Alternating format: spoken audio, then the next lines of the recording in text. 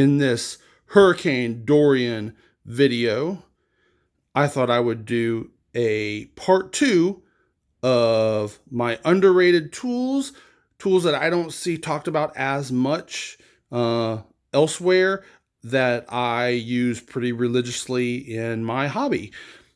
So let's get going. The first, which is massively talked about, that everybody knows, is your hobby snips. And of course, that I'm not too worried about. Everybody knows about hobby snips. But please do not use these when you are cutting your metal rods, all of your stuff like that. When you're pinning your stuff, get yourself some wire snips. That's what these are made for. You will ruin your nice hobby snips, and then you won't get good cuts on your plastic and on your sprue. So get yourself a nice pair of wire snips for doing your pinning and for snipping metals and that kind of things. We treat our brushes well. Treat your snips well as well. Right tool, right job, like Scotty always says. Next, especially if you use Army Painter, the paints just in general tend to separate fairly easily. So I do two things. One is I put agitators, 2 of them in my thick base paints, 1 in my thinner paints. But then I have this bad boy, and it is a nail polish shaker. And so you just put your pot in here, and it fits even some of the larger pots that I have. It'll fit my droppers. It'll fit GW pots at all.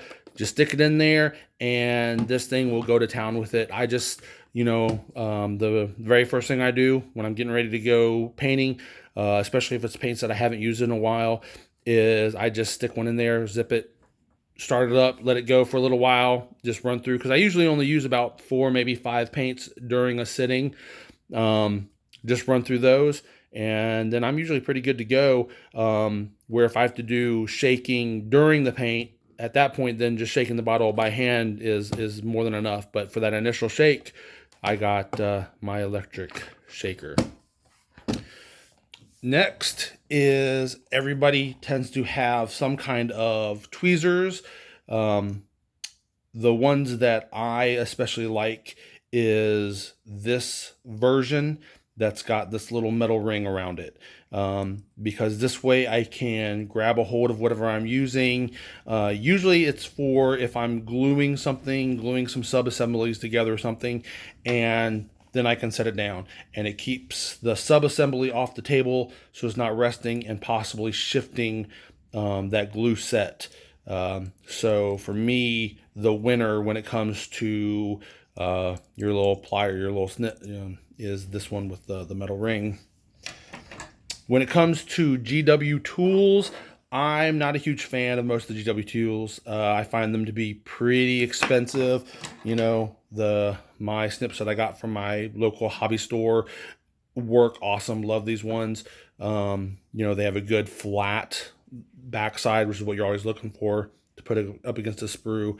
And it's got my spring separator. Great. Don't need to spend 3 times as much on DWs. However, I never would have thought so, but their mold line remover, this thing, I mean, it's just a little piece of metal. Let's be honest. It's a little piece of metal. I love this thing.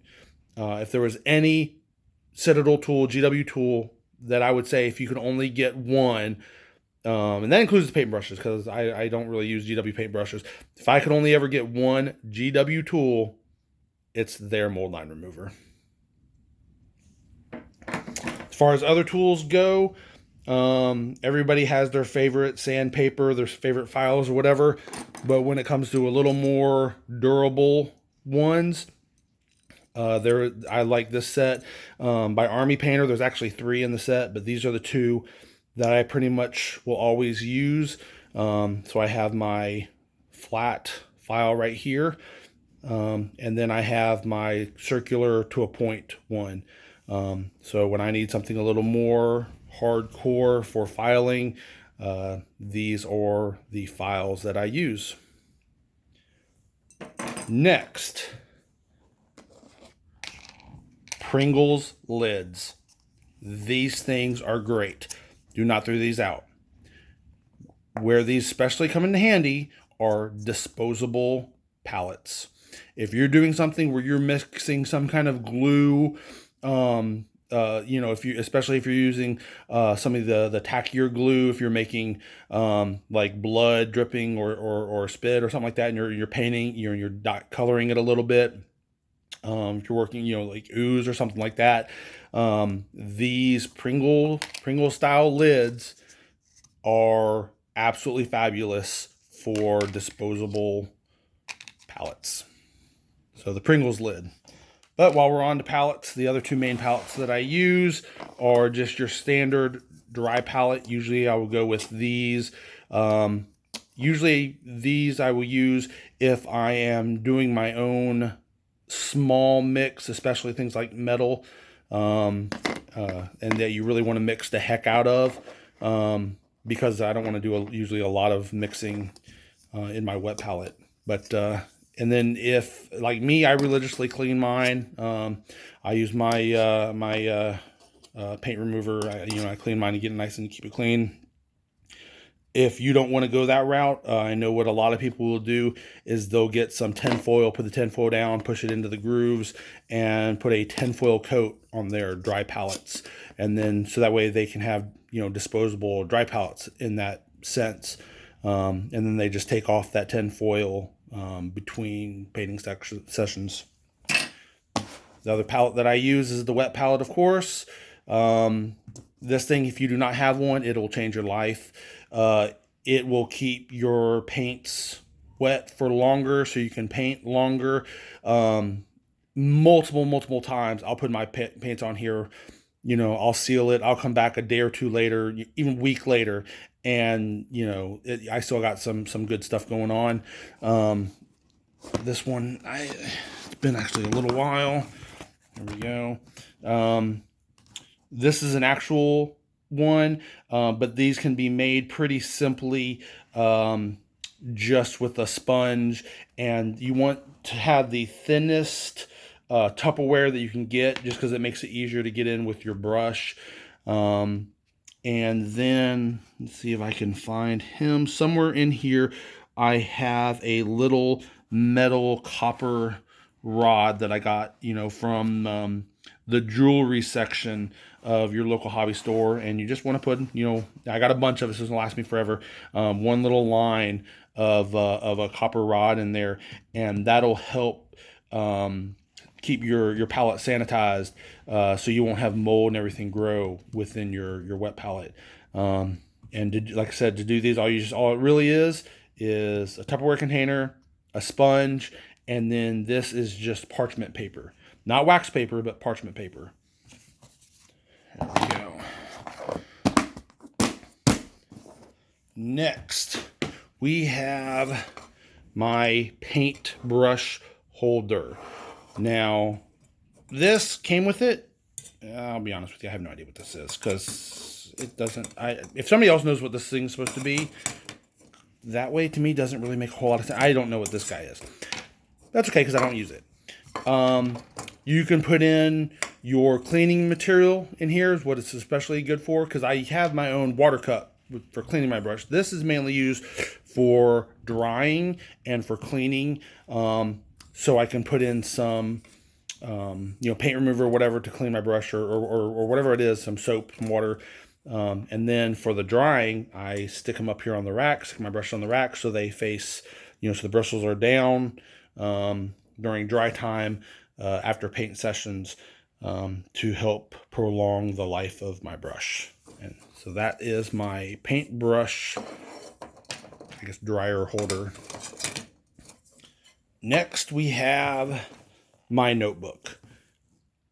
These things are great for planning out, what you want to do, for, how you want to base it, how you want to design, especially if you're kit bashing something.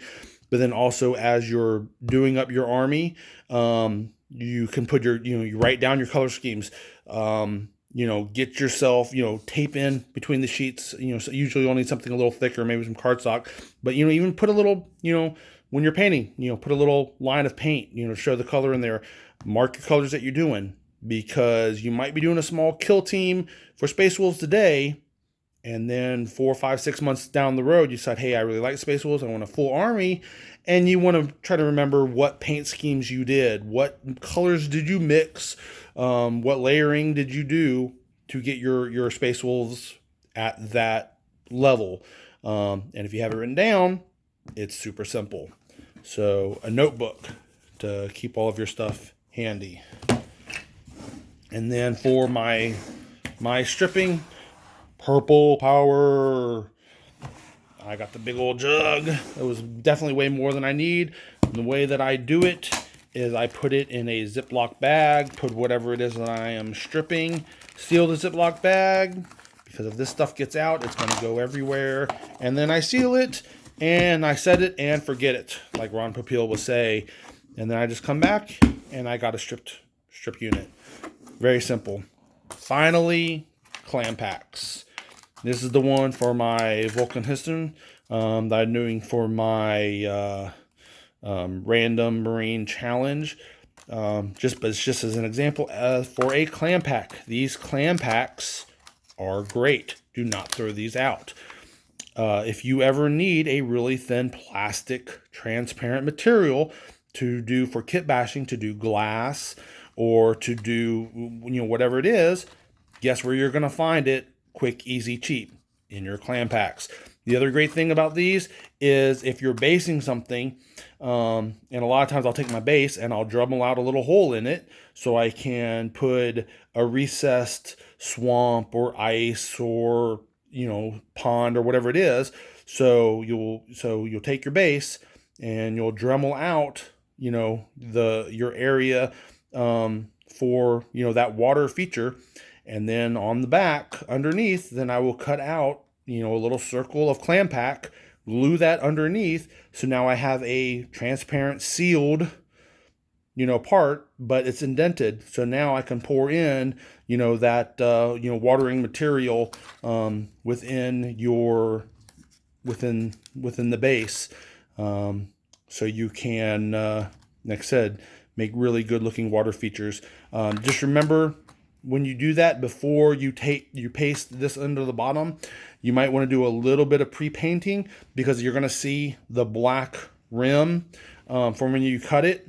So the first thing you want to do is you want to put a primer or a base coat of ice white if you're doing ice, if you're doing like some kind of swamp, maybe green, blue for water or whatever, and then glue this down to the bottom, and then pour in that whatever water feature it is that you're using. Well, those are today's set of underrated tools that I pretty much use on a daily basis during hobbying. Don't forget, I am running a giveaway for once I hit 100 subscribers. I will be doing my giveaway video, which will then run for a week, and I will be giving away these 4 sets of paints. So you can do colored metals and then a bronze for accents on those. It is the metal medium, a green, a red, and a bronze, because it goes with my salamander guy that I'm doing for that challenge. All you really need to do is subscribe to the channel, and you will be in the running for the video. I will also put a card for the video where I talk more about the giveaway, and there will be a link in the description. Good luck. Hope you enjoyed. Hope you found these tools useful. Enjoy.